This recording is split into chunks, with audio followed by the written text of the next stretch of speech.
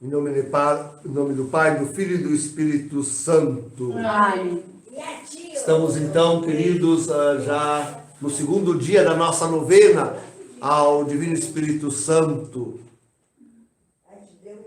Uma novena, digo, natural, a primeira grande novena celebrada pela Igreja, porque Jesus, de fato, subiu aos céus e então a Igreja se recolheu, esperando a realização da promessa, que havia sido feita, já vimos no Antigo Testamento, mas que eles ouviram da própria promessa, que eles ouviram da própria boca do Salvador.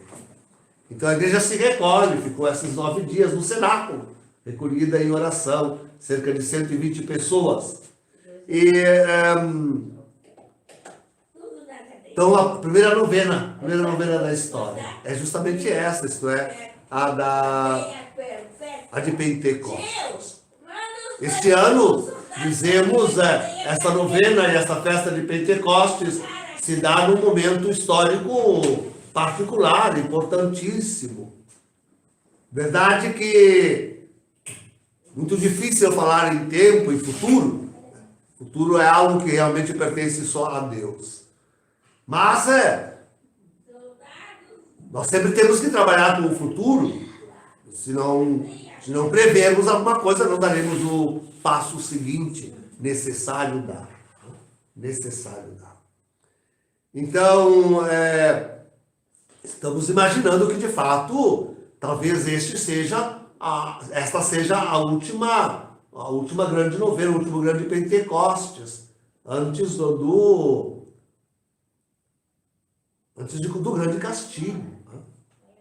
Já sentimos, já temos falado que a realidade que estamos vivendo é o prolegômeno, é o início, a preparação próxima para o grande castigo.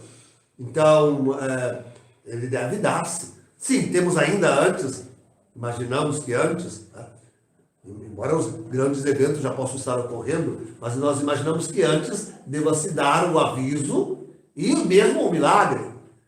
E inclusive, que deve ocorrer num ano. Se, como nós podemos prever, o aviso se der ainda neste ano, agora no segundo semestre. Então, o milagre pode acontecer, como nós já prevíamos, talvez no primeiro semestre do ano que vem, sem transcorrer um ano entre um evento e outro. Mas depois deste evento, do milagre, teremos ainda um tempinho para que se abata depois, então, com toda a força, sobre toda a humanidade, o grande castigo.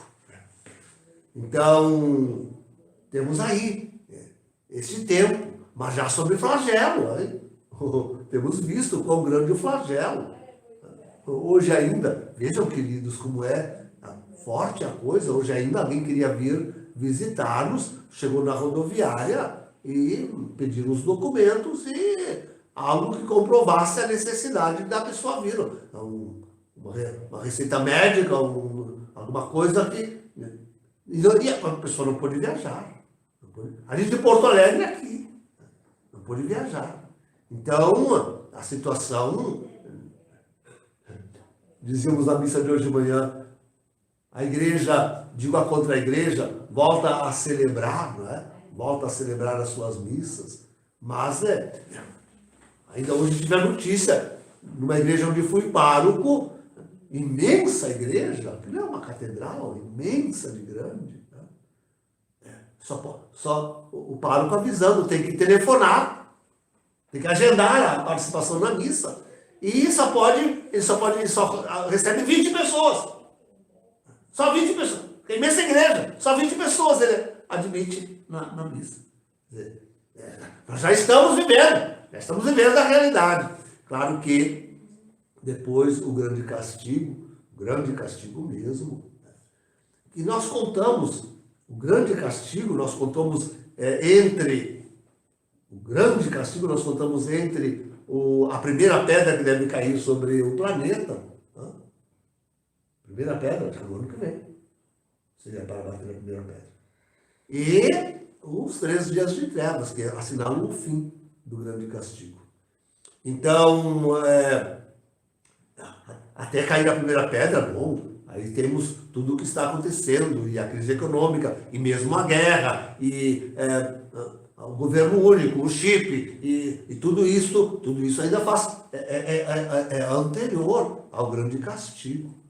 O grande castigo começa com a primeira pedra batendo sobre o planeta. Aí se estenderá por ano e meio, até 2 anos no máximo. Não, acho que 2 anos nós não suportaríamos. Até os 3 dias de trevas. Curte Deus o grande castigo, curte o máximo que ele puder.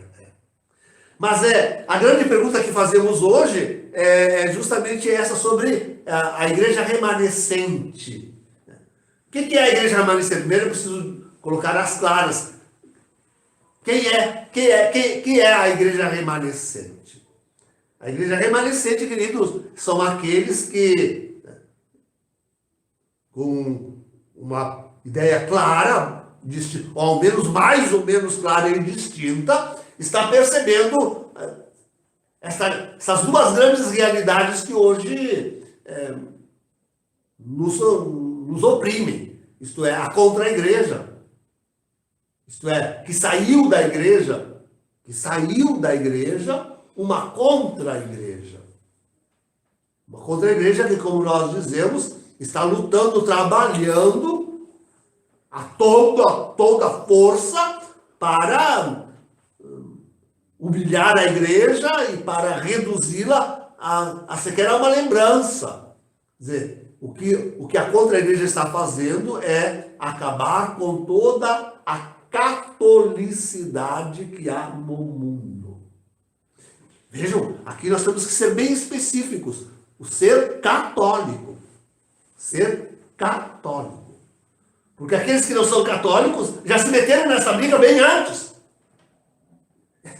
Como custa aos nossos irmãos evangélicos compreenderem isto. Que eles já estão nas malhas do anticristo muito antes, desde que eles fizeram suas heresias e seus cismas e se separaram da Igreja Católica. O anticristo, na definição que já demos aí numa live, está no YouTube, é só procurar nas nossas lives. O anticristo é aquele que divide o Cristo.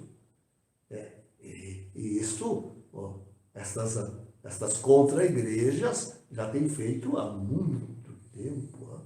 Sendo que Lutero e seus asseclas são os grandes deflagradores desse movimento contra a igreja. Mas agora ela vem como que, sempre ali dentro da igreja, Lutero também era dentro da igreja, mas ela vem assumindo a aparência da igreja. Ela reteve como que em si toda a aparência da igreja. E essa é a ideia clara que a contra-igreja tem, que ali, com toda a aparência da igreja, com o papado, ao menos o título. Com o papado, ao menos o título. Papa Francisco. Retiveram isso, ao menos o título. Que com o Vaticano, está lá, todo na mão deles. Bom, e daí vai, não é? Cardeais, bispos, padres, monges, dioceses, paróquias, movimentos religiosos, tudo isto ficou lá, quer dizer, na contra-igreja. Eles são aliados. Eu dizia ainda na missa de hoje que um padre italiano pediu exoneração do cargo. Pediu a exoneração do cargo porque ele não admite que ele tenha que rezar a missa para aqueles gatos pingados. Em italiano se diz, como é que se diz? Quattro, né? 4 gatos. E rezar a mão com luvas de borracha e distribuir a comunhão com luvas, não admite isso. Então pediu. Então, mas sim, vai surgindo a consciência em alguns bispos. Nós não temos quase nenhum. Padres, então, mais alguns, né? Mais alguns. E aqui vai a nossa saudação carinhosa a Dom Minutella, Dom Alessandro Minutella, que esteve aqui conosco e que sabemos que está sendo muito perseguido, está sofrendo muito, né? E que é um destes. Mas tem muitos outros lugares. Aqui no Brasil, né, nós não estamos sós. Estamos aqui com o padre Rubem, que vem do Equador. Né? Nós temos Dom Padre Tarcísio, Dom Concili, na nossa comunidade temos alguns, enfim, mais, né? Nós estamos sós. Mas no mundo inteiro há tantos outros padres. Mas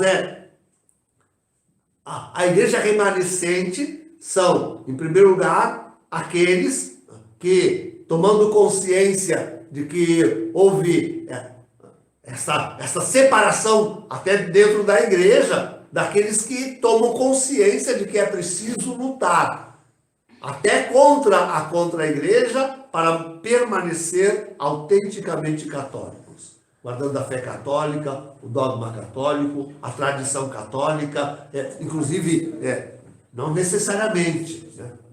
Porque não é obrigado a ter a missa tradicional. Pode ser até com a missa renovada, mas tomam consciência de que deve ser celebrada de forma católica, né, etc. Então, dizer, em primeiro lugar, a igreja remanescente é daqueles que, fiéis, sacerdotes, leigos, bispos, que espalhados no mundo inteiro, tomam consciência de que eles devem, antes de tudo, lutar para permanecerem católicos, permanecerem verdadeiramente católicos. E depois eles tomam consciência também de que devem lutar contra a nova ordem mundial.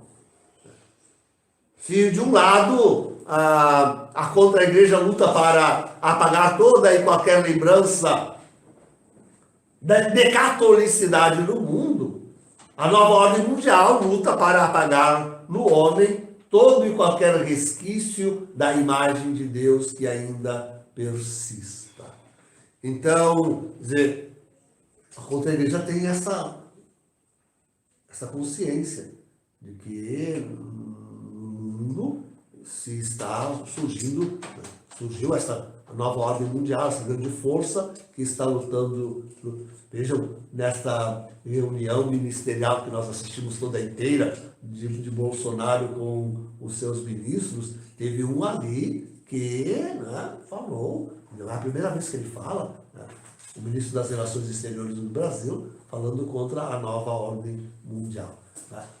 Mas se tomando consciência, né? Quem visita as redes sociais, não é possível que não receba de vez em quando alguma coisa. Né? Então, vai tomando consciência de tudo isso.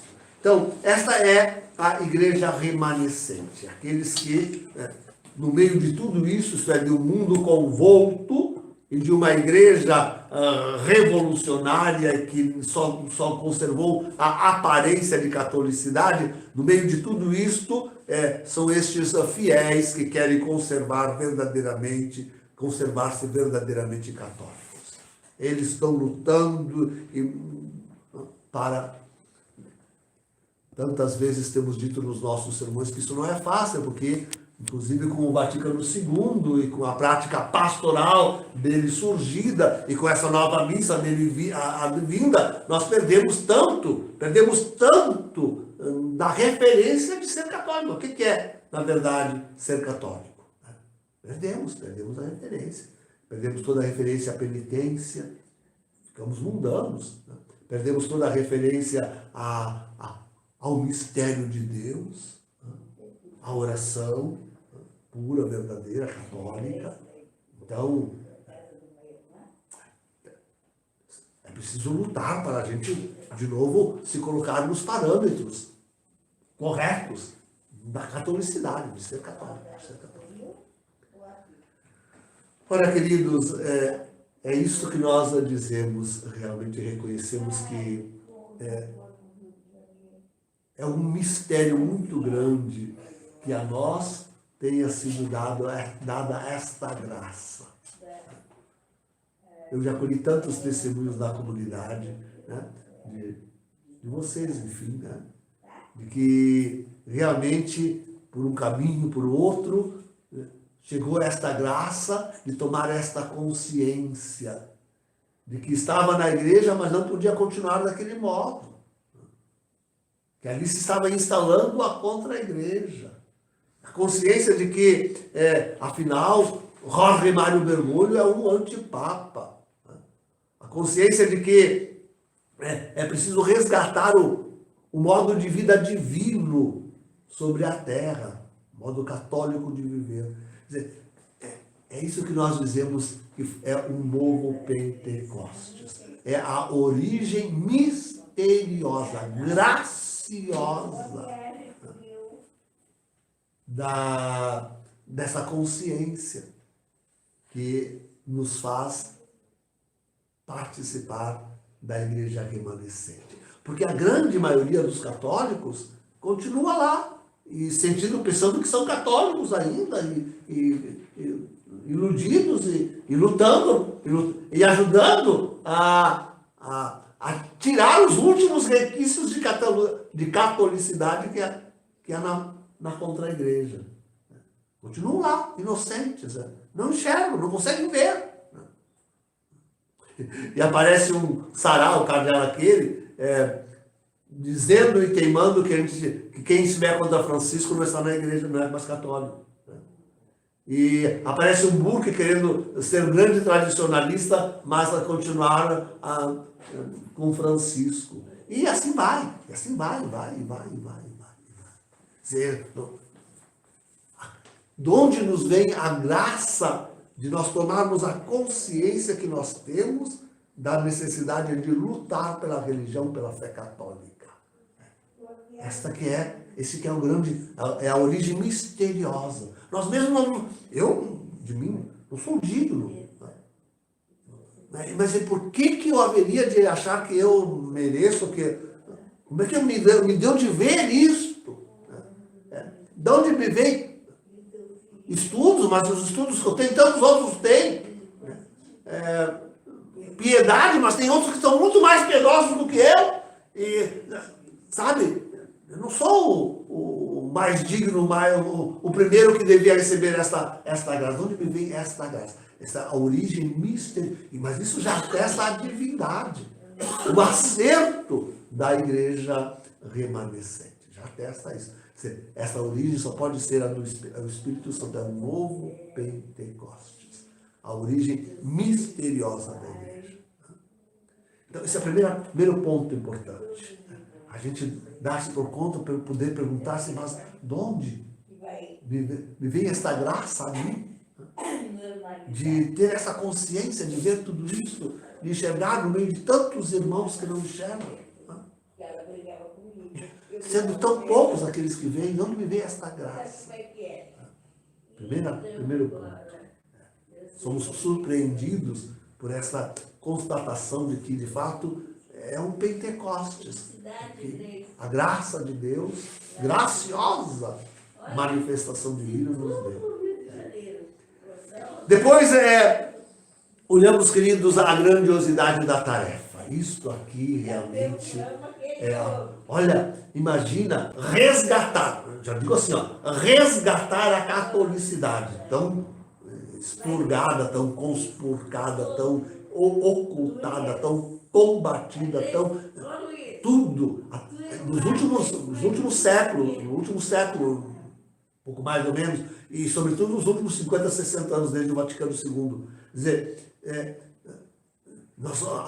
aos poucos nós perdemos contato com aqueles que eram padres antes de nós, leigos antes de vós, monges, religiosos e religiosas antes de vós. Então, é um resgate. Em primeiro lugar, é um resgate que nós temos que fazer da catolicidade, de ficar procurando, né? Tentando ver na história, imaginar o que realmente significa ser esse discípulo fidelíssimo de Cristo. Essa já é uma grande tarefa, difícil tarefa. de nós mesmos nos convertermos. Sentimos que essa origem misteriosa é um chamado a nos purificarmos de tudo aquilo que em nós mesmos e na nossa própria vida se apegou e que na verdade era contra a igreja. Era contra a igreja. O medo que os sacerdotes têm de ser excomungados pela contra a igreja, quando deviam se alegrar e bendizer, até provocar, né? Até dizer, não, eu não pertenço a essa contra a igreja. O medo que tem, né, de ser excomungados. E tanta outra coisa que, na verdade, remete-nos aos requisitos de contra a igreja que ficou em nós. Então, essa primeira grande tarefa é esta, né? De nós vermos, mas o que é realmente pertencer a esta igreja remanescente? Como viver para tantos que eu mesmo, né, se apegaram à liturgia renovada do pós-concílio, eu achava aquela missa maravilhosa, eu sempre celebrei ela e tão bem, com tanto carinho, né? E agora para essa missa que tem coisas que a gente... Então, quer dizer, essa língua que nos é estranha, o latim, então é uma conversão diária que nós temos que fazer para resgatar em nós mesmos a catolicidade perdida que nos tiraram. E depois, a tarefa de pensar que esta igreja remanescente é aquela que deve, de fato, ir ao encontro do Senhor quando ele voltar e dizer para ele que está aqui, Senhor, a igreja que tu deixastes neste mundo. Está aqui, está em nós, está na nossa comunidade. Né? Está em nós, está na nossa comunidade. Então, é uma grande tarefa quando nós pensamos que isso tudo tem que ser vivido nesse tempo que nós vivemos. Já é difícil agora, quando nós ainda estamos nesse início. Mas imagina quando vierem as grandes dores. Agora nós ainda temos até em abundância, mas quando tudo nos falta, até a comida nos faltar, permanecer e lutar para continuar sendo fiéis católicos, não trocar a fé por um chip que nos dê acesso à ração diária que querem dar à humanidade. Né? Não trocar a fé por tão pouco. Não, uma fé que vença. Uma fé tão grande que realmente nos arraste a sair das cidades. Tantos estão encontrando tanta dificuldade de formar uma comunidade remanescente. É tão difícil de sair até da contra-igreja. É difícil de sair da... Quantos? É difícil para eles deixar a igreja ali onde eu fui ordenado, ali onde eu rezava a missa, aquela comunidade, deixar por meia dúzia de pessoas. Bom, hoje eles têm só 20, né? Mas entendem o processo todo? Então, agora imagina quando vieram realmente os grandes desafios, as grandes catástrofes, e a gente continuar sendo com homens e mulheres de fé mesmo. Quando bater o astro, quando o mundo estiver totalmente abalado, com tantos eventos que vão ser lançados ao espaço, enfim, até os 3 dias de trevas, quando aquilo se abater sobre nós, conservar ali firmes, enraigados na fé católica. Isso é uma grande tarefa. Essa é a nossa grande tarefa. Essa é a nossa grandíssima tarefa. Muito superior a nós, muito superior às nossas forças, né? Muito superior a nós e às nossas forças. Muito superior aos nossos recursos. Nós não somos os homens mais, em todos os sentidos, hein? Todos os sentidos, somos os homens mais abastados em tudo, em santidade, que se dirá em proventos, né, na capacidade de arcar com com ter o nosso refúgio. Quer dizer, nossos recursos são parcos, tanto espirituais, tanto morais, quanto materiais. Materiais. Quer dizer, uma origem misteriosa, uma tarefa imensa, grandiosa, e os nossos recursos nós vemos que são pouquíssimos, parcos. Né? Quanto mais quando nós sabemos que também nós sofreremos. E sofreremos tanto mais quanto menos nos tivermos preparado.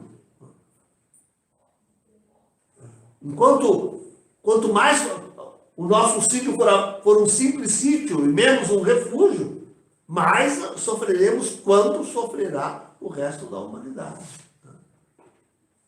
Quer dizer, o fato de termos poucos recursos aumenta, com certeza, o nosso sofrimento.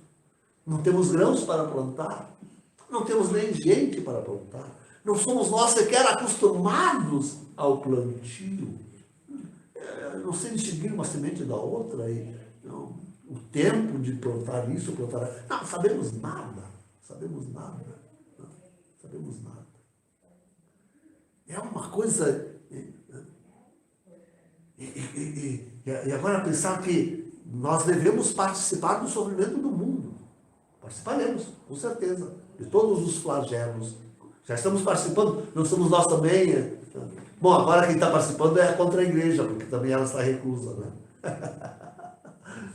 Nós participamos com os homens da reclusão social. Estamos participando com a humanidade. Participaremos sempre, cada vez mais. Então,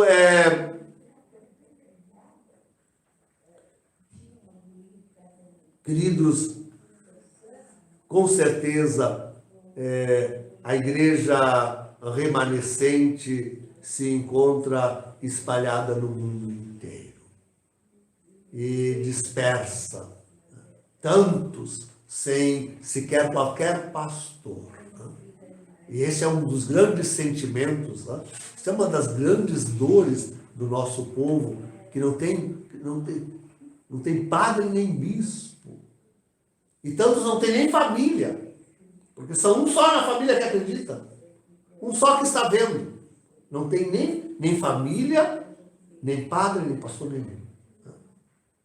Tantos estão nesta condição. Muitíssimos estão nessa condição. Não tem família, porque são os únicos que estão vendo, acreditam e querem fazer alguma coisa.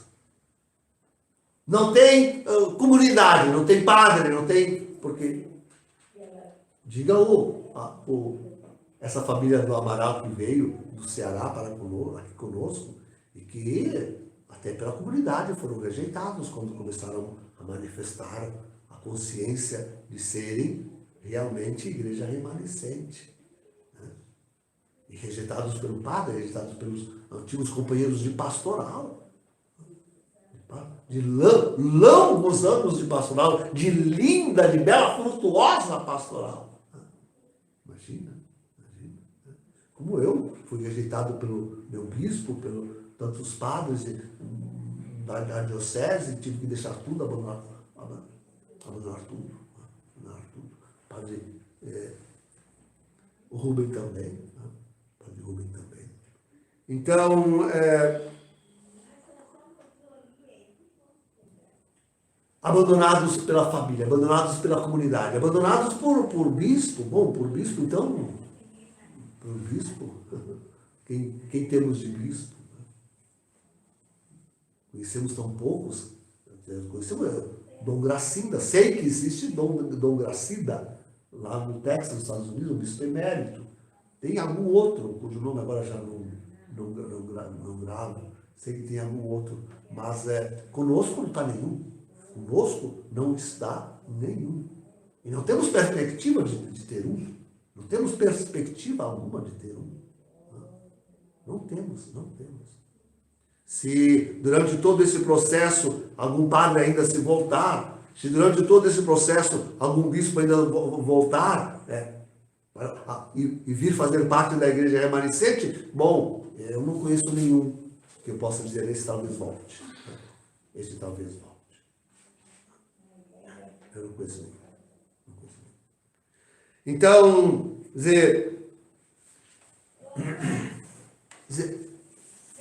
como nos preparar para realmente viver da melhor forma possível tudo isso?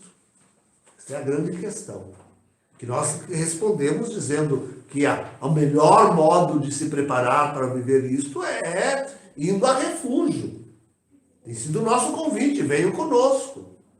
Já conseguimos alguma coisa, graças a Deus. Conseguimos doações tais de comprar um sítio. Mas um sítio é só um sítio, não é um refúgio. É preciso tanta infraestrutura para nós mesmos nos mudarmos para lá. Ainda não conseguimos nos mudar para o refúgio. Para acolher outras pessoas que querem vir. Nós precisamos construir as casas, toda uma infraestrutura, capela, bunker.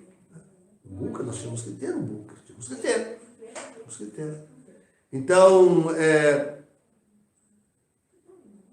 sim, a preparação melhor, com certeza, é o refúgio.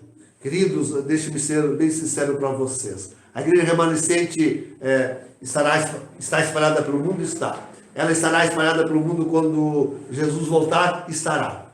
Mas estar espalhada pelo mundo quer dizer, com certeza, para a grande maioria, estar sem padres, sem sacramentos, sem a palavra de Deus, com comida será como arranjada, água será como arranjada, e sobrevivendo dos eventos por um acaso, porque fica ele de pé, enquanto que à direita e à esquerda tantos caíram mortos, inclusive dos seus mais amados.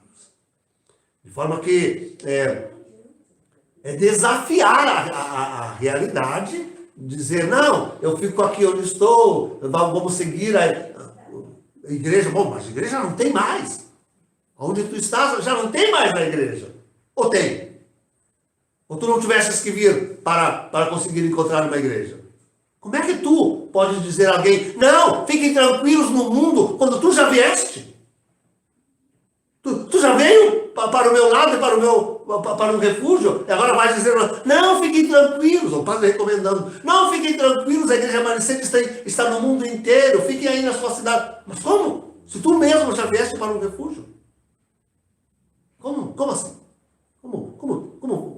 Qual é o teu pensamento? O que pensas? O que tu tens na cabeça? O que tem na tua cabecinha que dizes isto? Aqueles que da igreja remanescente, porque muitos perecerão. Muitos da igreja remanescente perecerão, serão mártires. Perecerão, serão martirizados. Estes serão, porque católicos serão martirizados com os eventos, com os acontecimentos, com a perseguição, que também esta vem. Então, para permanecer realmente como igreja, inclusive com algum pastor, é preciso elegir refúgios. É preciso se congregar em algum lugar. De preferência com um sacerdote. E ali tentar sobreviver autossuficientemente. Com energia elétrica, não sei, alguém conseguirá. Com água, sim, alguém conseguirá. Ainda soube ontem ou hoje, de um refúgio que existe nos Estados Unidos da América do Norte, católico, e já está tudo isso previsto plenamente. Eletricidade, água, tudo. Temos alguns aí, mais ou menos, no Brasil também. Né? Não é só nós, claro, por favor. Né? O meu é o último. Se não for o último, é o penúltimo. O meu, com certeza. Ou é o último ou o penúltimo. Viu? Mas já tem outros muito melhores, muito mais avançados do que, com certeza. Mas é preciso ver isso. É preciso tomar alguma providência nesse sentido. Então, bem, uma última palavra apenas, para que a gente possa entender que, tendo o início sido realmente misterioso em Deus, com certeza o final a realização será gloriosa. Tá? Gloriosa. Nós, ao fim, obteremos uma grande vitória. Não será nossa, né? Será de Deus. Queridos, aqui eu preciso voltar de novo para recordar uma lição. Que realização gloriosa será esta? Será a da igreja. E eu digo da igreja católica, e digo da igreja católica aqui na terra. Porque voltemos a fazer a conta. Hoje, no Anuário Pontifício, somos apontados como 1 bilhão e 400 milhões. De católicos, assim como eles contam, né? Assim como eles contam, inclusive todos aqueles da contra a igreja. Porque se formos contar aqueles que são da igreja remanescente, somos um punhadinho só. Tá? Mas, contando inclusive aqueles da contra a igreja, né? E com todo tipo de católicos, aqueles só nominais, somos 1 bilhão e 400 bilhões. Mas, na verdade, sobre a terra, depois do grande castigo e dos 3 dias de trevas, devem restar mais de 2 bilhões, quase, ou 3 bilhões. E esses se tornarão todos católicos. Essa será a igreja gloriosa, que deve ser evangelizada, deve ser batizada, deve ser sacramentada, né? Inclusive com a Santíssima Eucaristia. Lá se dará a realização gloriosa da igreja. Lá se dará o Pentecostes, ainda mais forte e mais maravilhoso do que este que nós iniciamos. Sim, um grande, belo Pentecostes para isso, né? Que já expliquei isso, tornarei a explicar. Então, sim, teremos com certeza uma realização gloriosa. E ainda neste ainda neste século, uma realização gloriosa. Por mais que agora nós pensemos que depender de nós mesmos, mas não depende de nós. Depende de Deus, depende do Divino Espírito Santo. Ele realizará a obra.